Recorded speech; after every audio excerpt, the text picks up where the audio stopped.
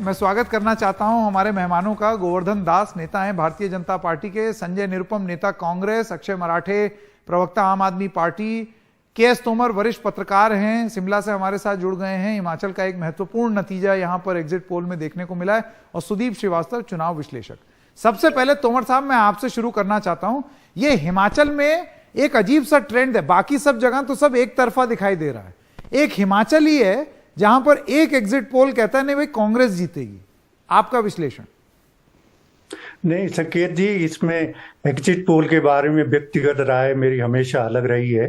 40 साल के पत्रकारिता में और संपादक होने के बावजूद भी हमने इन चीजों को बड़े नजदीक से देखा, जैसे आपने भी देखा होगा फील्ड में जाके। तो इसमें मेरी कुछ हमेशा रिजर्वेशंस रही हैं, क्योंकि एग्जिट पोल आए हैं और हमें एक्सपर्ट के रूप में कुछ उसमें प्रतिक्रिया देनी है।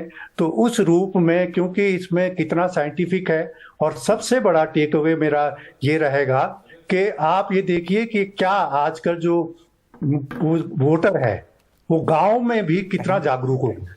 आप कभी भी जो पत्रकार गांव में जाते हैं और जगह जाते हैं और ढाबे में पूछते हैं और जगह, आप देखिएगा कि बहुत बड़ी एक एम्बेरसमेंट होती है कि वो लोग कोई सच नहीं बताता, वो जान के आपको घुमा देगा। और आप ये सोचिए कि आपने माने आप जिससे एग्जिट पोल कर रहे हैं वो कहीं आपको टहला ना दे, ये एक बहुत बड़ा रिस्क रहता है। वो मैं आपको पूरी तटस्थता के साथ और एक पूरी कंफर्मेशन के साथ कह सकता हूं कि जो वो आजकल हर गांव में पढ़ा लिखा अनपढ़ अखबार पढ़ता है, टीवी देखते हैं, आपके चैनल्स देखते हैं और चीजें देखते हैं, तो वो अपनी एक छोटी छोटी वो मीटिंग्स करते हैं जो हर आंगन के बाहर, उसके बाहर होती है, गांव के बाहर होती है, वहाँ डिस्कशन होते हैं।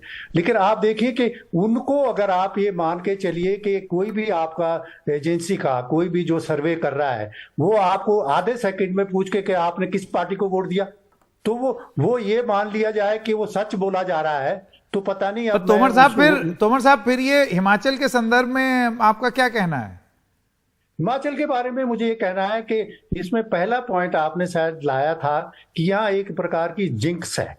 वो जिंक्स ये है कि यहाँ पर हर बार सत्ता का परिवर्तन होता है, जो और उस परिवर्तन को महारथी जैसे डॉक्टर वाइस परमार जो यहाँ के फाउंडर माने जाते हैं, 18 साल चीफ मिनिस्टर रहे, वीरभद्र सिंह जी जो 6 टर्म चीफ मिनिस्टर रहे, शांता कुमार जो 2 बार, शांता कुमार जी 2 बार रहे, प्रेम कुमार धूमल 2 बार रहे। इन लोगों से भी ये रिपीटिशन नहीं हुआ। ये अपनी जगह महारथी होते हुए भी अपनी सरकार को दोबारा वापस नहीं ला पाए। इस संदर्भ में अगर ये हो गया कल को, तो मैं इसको एक चमत्कार मानूंगा, क्योंकि सबसे बड़ी बात यह है कि यहाँ पर एक माइंड सेट है कि आप इनको देख लिया तो अगली बार देख लिया। तो इस बार इन्होंने एक नारा भी आया कैंपेन के दौरान कि राजनीति या रिवाज।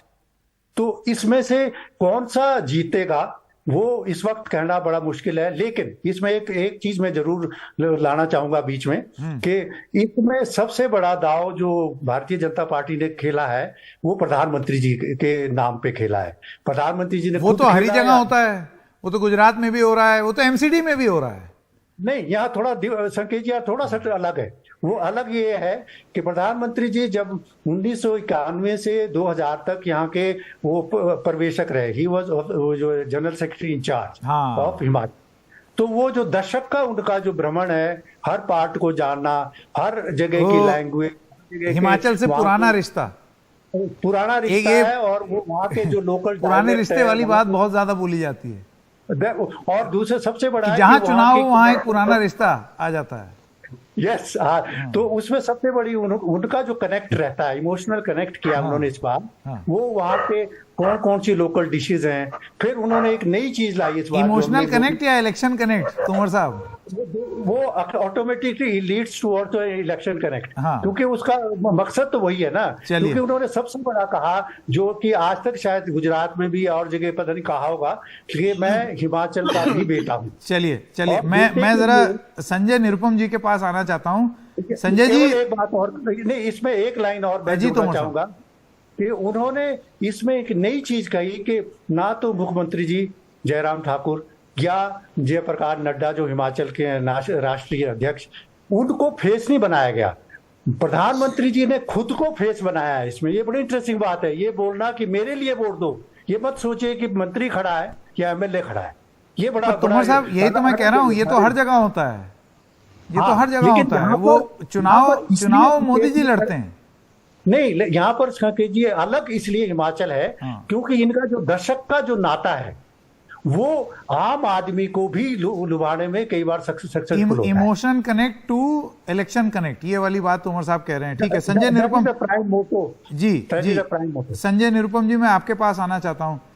संजय जी, अगर ये एग्जिट पोल देखें तो इससे तो ये लगता है कि दिल्ली में कनेक्ट टूट गया एमसीडी में, और गुजरात में कनेक्ट बिखर गया, जबकि 2017 में बड़ी अच्छी वोट परसेंटेज थी आपकी, और हिमाचल में सत्ता आते आते नहीं आ रही।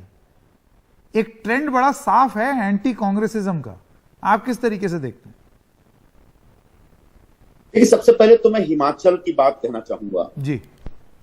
हालांकि जो जैसा आपने कहा कि ये अनुमान है, नतीजे नहीं है, फिर भी चूंकि अनुमानों के आधार पर ही विश्लेषण हो रहा है, तो एक अनुमानों के आधार पर अनुमानित विश्लेषण आपके सामने रखता हूं। हाँ। कि हिमाचल में हमेशा से एक सत्ता परिवर्तन होता रहा है और मुझे लगता है इस बार सत्ता परिवर्तन हो सकता है।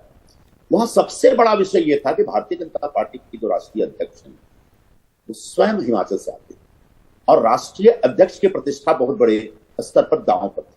और अगर वहां भारतीय जनता पार्टी हारती है या क्लियर कट मेजोरिटी भी नहीं ले पाती है, उसके बाद जैसा कि आप कह रहे हैं कि ऑपरेशन कमल के जरिए चुनाव सरकार बनाने का एक कोई जुगाड़ लगाने में लगेंगे, तो मुझे लगता है ये भारतीय जनता पार्टी के लिए बहुत बड़ी चिंता की बात होनी चाहिए। अब हिमाचल में एग्जैक्टली क्या होगा ये 8 तारीख को समझ में आएगा। मेरे पास जो अनुमान है, मेरे पास जो जानकारियां हैं, उस हिसाब से हिमाचल में कांग्रेस की सरकार आ रही है। वहां पर बड़े पैमाने पर बीजेपी के जो रिबेल कैंडिडेट्स हैं वो भारतीय जनता पार्टी के अपने वोटों को स्प्लिट कर रहे हैं। वहां आम आदमी पार्टी जैसा कि गुजरात में करती हुई दिख रही है, वहां पर कांग्रेस पार्टी का वोट स्प्लिट नहीं कर पाई। आम आदमी पार्टी की वहां हालात बहुत खराब है। रह गई बात गुजरात की, तो गुजरात का चुनाव भारतीय जनता पार्टी हमेशा पिछले कई हर चुनाव को आप देखेंगे कि लोकसभा चुनाव के ठीक पहले गुजरात का चुनाव होता है, तो प्रधानमंत्री नरेंद्र मोदी जी हमेशा गुजरात चुनाव तो लोकसभा चुनाव का एक नैरेटिव सेट करने के अंदाज में पूरा गुजरात चुनाव लड़ते, ये निकेन प्रकार किसी तरह से गुजरात जीतना ही जीतना है। तो पिछली बार 2017 में हमारा बहुत अच्छा प्रदर्शन था और उस प्रदर्शन ने इनको 99 सीटों पे लाके खड़ा करते। इस बार वो थोड़े डरे हुए थे, इसलिए सबसे पहले आम आदमी पार्टी वहां जाती है, भेजी जाती है, या आम आदमी पार्टी के जरिए एक कांग्रेस का या अपोजिशन का वोट स्प्लिट करने का एक षड्यंत्र रचा जाता है। अच्छा, एक सवाल संजय जी मैं आपसे पूछ दूं, अगर ऐसा है तो फिर अपने आप को ही हराने के लिए आम आदमी पार्टी को दिल्ली में खड़ा कर दिया फिर बीजेपी ने, क्योंकि एग्जिट पोल के हिसाब से तो आम आदमी पार्टी बीजेपी को ही बर्बाद कर रही है। 15 साल का शासन एमसीडी का तोड़ दिया। ये तो कई बार दिखता है ना कि जिसको आप इस्तेमाल करते हैं बाद में जाके भस्मासुर बन जाता है। तो भारतीय जनता पार्टी ने सोचा कि थोड़ा बहुत आम आदमी पार्टी को चलने दिया जाए ताकि वो कांग्रेस का वोट काटे। पता चलता है कि भारतीय जनता आम आदमी पार्टी बहुत ज्यादा चल गई और उसके बाद अचानक भारतीय जनता पार्टी बार बार कहना पड़ा कि लड़ाई सिर्फ बीजेपी और कांग्रेस के बीच, आम आदमी पार्टी कहीं। अक्षय जी का जवाब एक आता हूं। उसके बाद जानबूझ के चुनाव के समय दंगों का कोई ना कोई विषय जरूर लाया जाएगा। आपने देखा होगा माननीय गृह मंत्री महोदय ने याद करके अपने भाषण में कहा कि 2002 में कैसी हमने सबक सिखलाई थी, याद रखिएगा, उसके बाद सब कुछ ठीक हो गया। बिल्किस बानो का विषय जो लाया गया, ये चुनाव के बाद भी फैसला आ सकता था, लेकिन चुनाव के 4-5 महीने 6 महीने पहले इस फैसले को लाना और उसके बाद भारतीय जनता पार्टी चुप है, कांग्रेस पार्टी को अपना धर्म निभाना। अगर बलात्कारियों को आप सरेआम छोड़ देंगे तो निश्चित तौर पर कांग्रेस पार्टी को, लेकिन भारतीय जनता पार्टी इस परिस्थिति को बहुत इंजॉय करती है कि फिर से चुनाव के नैरेटिव में एक दंगों का 2002 के दंगों का विषय लाया जाए ताकि गुजरात के लोग एक बार फिर से दंगों को याद करके पोलराइज हो जाए। तो भूखमरी एक बहुत बड़ी समस्या है, भ्रष्टाचार समस्या है, बेरोजगारी समस्या है, महंगाई समस्या है, पूरे देश की समस्या है, लेकिन गुजरात की भी समस्या होते हुए भी वहां पर ध्रुवीकरण का विषय इतना हावी कर दिया जाता है, इतना ज्यादा ध्रुवीकरण कर दिया। खुद प्रधानमंत्री और बाकी जो गुजरात के बड़े नेता हैं जिस तरीके से गुजरात के चुनाव को एक प्रतिष्ठा का प्रश्न बनाते हैं, तो निश्चित तौर पर उसमें उनको एक एज मिलता हुआ दिखता है। अक्षय जी, आपने अभी सुना संजय निरुपम, कांग्रेस पार्टी का विश्लेषण ये है कि पहले तो आप भी जोड़ दूं ओवैसी। हाँ, मैं समझ गया, बी टीम वाला चार्ज। तो पहले तो आप बी टीम बने गुजरात में, कांग्रेस को आपने कमजोर किया और उसके बाद फिर आप भस्मासुर बन गए जिसमें आप बीजेपी को खा गए कांग्रेस पार्टी एमसीडी में। संकेत जी मैं संजय निरुपम जी को याद दिलाना चाहता हूं कि भारत देश में जितने मुख्यमंत्री कांग्रेस पार्टी के हैं उतने ही मुख्यमंत्री आम आदमी पार्टी के हैं। तो अब कम से कम आम आदमी पार्टी को एक छोटी पार्टी की तरह ट्रीट करना बंद कर दे, हो सकता है उनको कुछ फायदा हो जाए, लेकिन मैं उनको कोई कहने वाला कौन होता हूं। लेकिन एक बात इस चुनाव ने सेट कर दी है पूरे देश में कि आम आदमी पार्टी बीजेपी को नुकसान पहुंचाने या कांग्रेस को नुकसान पहुंचाने वाली पार्टी अब बन के नहीं रह गई। आम आदमी पार्टी अपना वोटर बना रही है। आम आदमी पार्टी को देश की जनता एक उम्मीद की किरण के रूप में देखने लग गई है कि इन पुरानी पार्टियों से अलग हटके एक गवर्नेंस मॉडल अरविंद केजरीवाल जी ने जो सेट किया है दिल्ली में, पंजाब में, अब गुजरात में भी लोग उसको अपनाना चाहते हैं। नहीं, पर कहां गवर्नेंस मॉडल? ये जो अनुमान है इसके हिसाब से तो आपको नहीं मिला। जो वोट शेयर मुझे लगता है 10-12% के आसपास बता रहे हैं सब एग्जिट पोल। ये तो परिवर्तन नहीं हुआ। अगर आम आदमी पार्टी की आप हिस्ट्री देखें, हम कभी भी एग्जिट पोल में नहीं आते, हम सीधे एग्जैक्ट पोल में सीधे आ जाते हैं।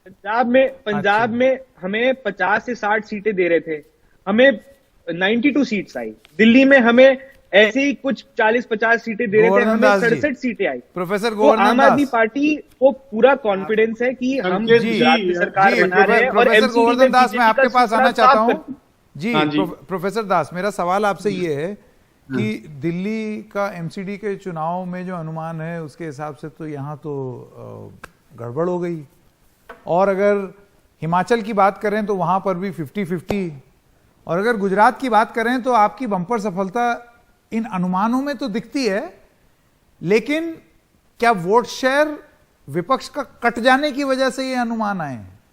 अरे ऐसा है कि सुनिए, गुजरात की आप बात करें तो 27 साल से गुजरात की जनता बीजेपी को चुना है और अभी भी और एक बार भी चुन रहा है। 10% कम वोट डले हैं इस बार 2017 के मुकाबले।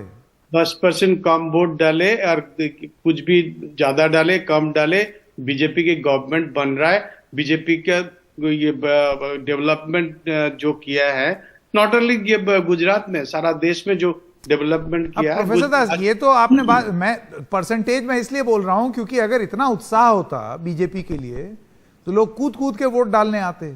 10% वोट घट जाना या कम हो जाना, इसका मतलब उत्साह नहीं है। आप इसका नैरेटिव मत बनाइएगा प्लीज। ऐसा है कि मैं तो सवाल पूछ रहा हूं, गुजरात हम कौन होते हैं नैरेटिव बनाने वाले?